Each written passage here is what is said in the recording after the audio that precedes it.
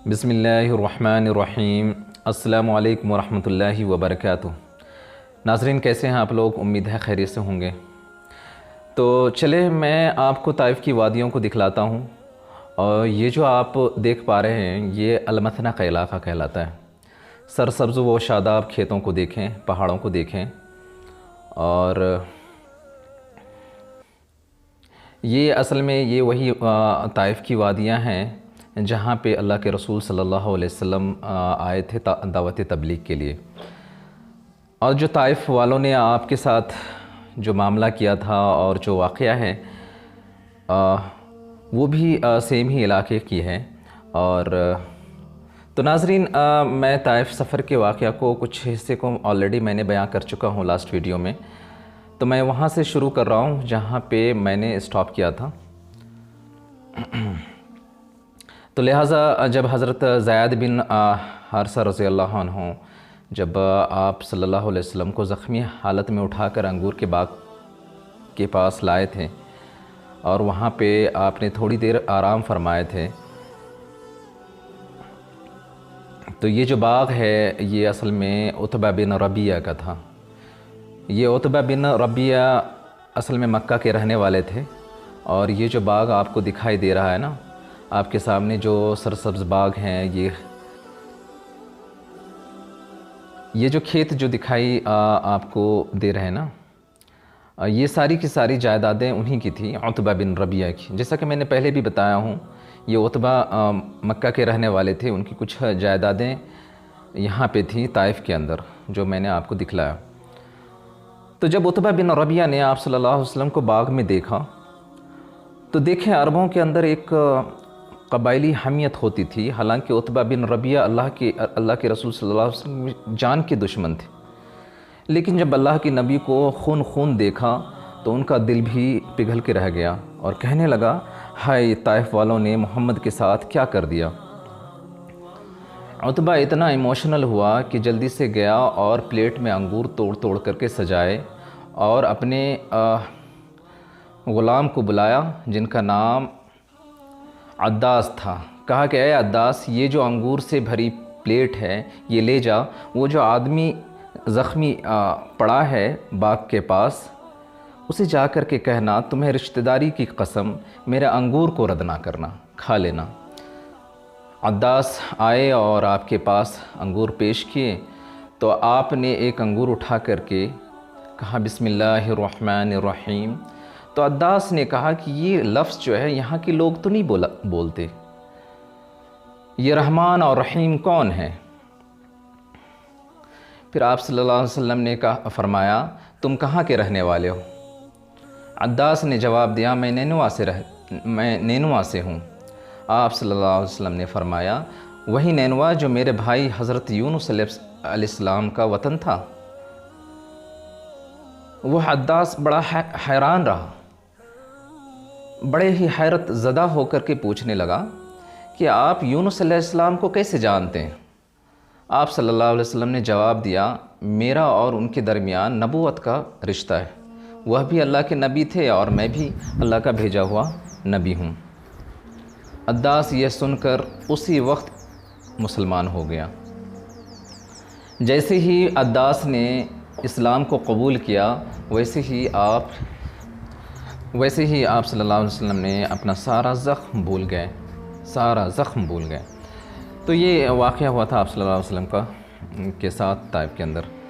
तो उसके बाद आप नखला में कुछ दिनों तक आपने क़याम फरमाए थे। तो नाज़रीन, चले मैं आपको क्या नाम कह रहे हैं वो बाग को भी दिखलाता हूँ जहाँ से आप सल्लल्लाहु अलैहि वसल्लम अंगूर तनावुल फरमाए थे। तो आप वीडियो पे बने रहें, मैं आपको बाग के अंदर का हिस्सा को दिखलाता हूँ और वो बाग को भी दिखलाता हूँ।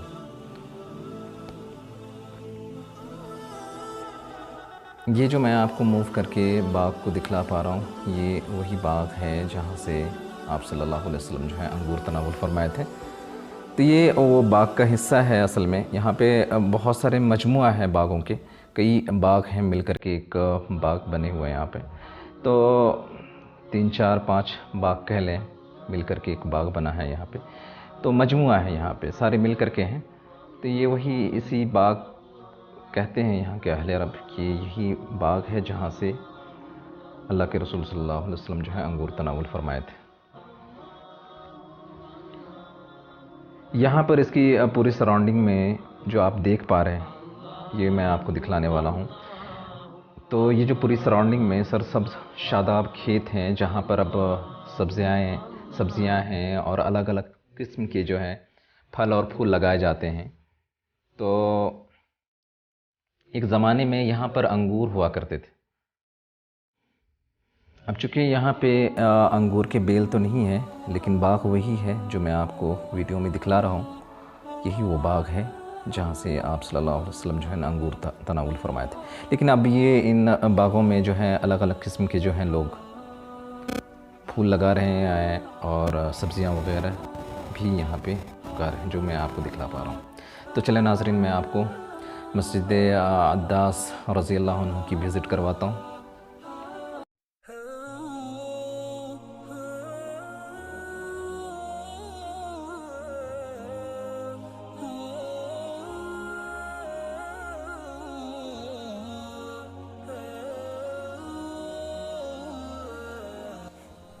तो नाज़रीन, मैं अब आ चुका हूँ मस्जिद अद्दास रज़ी अल्लाह अन्हु के पास। मैं अब आपको अंदर लेकर के चल रहा हूँ मस्जिद अद्दास वाले कैंपस के अंदर। चूँकि ये जो मस्जिद बनी हुई है ये असल में बाग के बीच वाले हिस्से में, अंदर वाले हिस्से में ये मस्जिद बनी हुई है, मस्जिद अद्दास रज़ी अल्लाह अन्हु। कुछ लोग कहते हैं कि जहाँ पे आप सल्लल्लाहु अलैहि वसल्लम आराम फरमाए थे तो वहीं पे बनी हुई है मस्जिद। कुछ लोग कहते हैं कि नहीं, वो उस हिस्से से हट करके बनी हुई। तो बहरहाल ये मस्जिद है, मस्जिद अद्दास रज़ी अल्लाह अन्हु बाग के अंदर वाले हिस्से की तरफ बनी हुई हैं। तो मैं आपको दिखला रहा हूँ, वीडियो पे बने रहें। मैं अंदर वाले हिस्से में लेकर के मैं जाऊँगा। ये है मस्जिद अद्दास रज़ी अल्लाह अन्हु। देखिए नेम प्लेट पे भी लिखा हुआ है।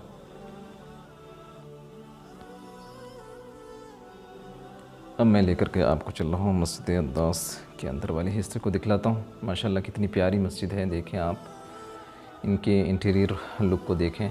वो सामने जो आपको नज़र आ रही है वो मेहराब का साइड है। तो देखें माशाल्लाह बहुत ही प्यारी मस्जिद है, माशाल्लाह माशाल्लाह। तो ये मस्जिद अद्दास रज़ी अल्लाह अन्हु है। असल में ये मस्जिद जो है ये अद्दास रज़ी अल्लाह अन्हु के नाम से मंसूब है। ये ज़्यादा पुरानी मस्जिद तो नहीं है।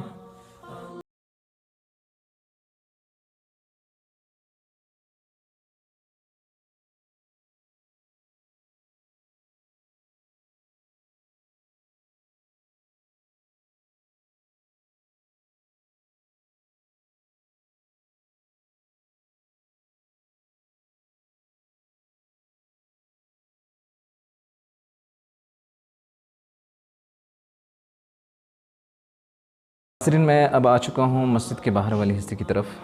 तो नाज़रीन, मैं अब आप लोगों का ज़्यादा वक्त लूँगा नहीं, बस मैं वीडियो को एंड करने से पहले कुछ बातों को शेयर करता चलूँ। ताइफ़ के अंदर जो बड़े बड़े सरदार थे जिन्होंने इस्लाम की दावतों को ठुकराया था, उनका असल में ताल्लुक़ जो है सकफ़ी कबीला से था। लिहाजा मैं आप लोगों को बता दूँ कि मोहम्मद इब्न कासिम सकफ़ी रहमतुल्लाह अलैह जो बर-ए-अज़ीम पाक व हिंद में इस्लाम का झंडा लेकर के गए, वो इसी कबीला सकीफ़ के फ़र्जंद थे जो कि ताइफ़ शहर में आबाद था। तो नाज़रीन, मैं अब वीडियो को एंड कर रहा हूँ। दुआ में याद रखें। अस्सलामु अलैकुम व रहमतुल्लाहि व बरकातुहू।